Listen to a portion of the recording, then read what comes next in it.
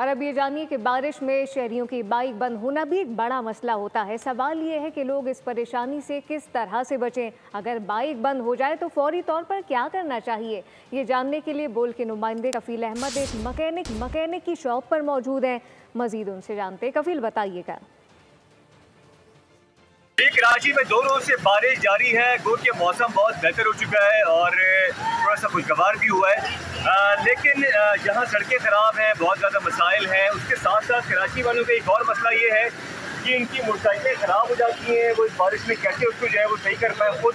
और इस वक्त नहीं साहब के मैकेनिक है। नहीं साहब, कितनी मोटरसाइकिल आई है इसका 2 रोज में? पहले तो ये बताएं। 2 रोज में कम से कम 50 गाड़ी आ चुकी है। तो क्या कहेंगे कराची वाले को टूट का बताएं यार कि उनके लिए आसानी हो, वो कोई उनकी गाड़ी बंद ना हो। मोटरसाइकिल आसानी के पहले जितनी भी गाड़ी आई है सीडीआई गाड़ी आई।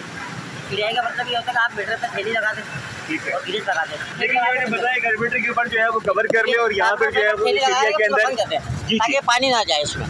अच्छा, और प्लग कैप पे ग्रीस लगा के हेड पे थैली लगा दे ताकि पानी स्लिप मारे। ठीक है जी, पूरी हेड पे थैली लगा दें, इसको कवर कर ले, तो उससे कम से कम ये हो कि आपकी जो मोटरसाइकिल है वो बंद होने से बच जाएगी।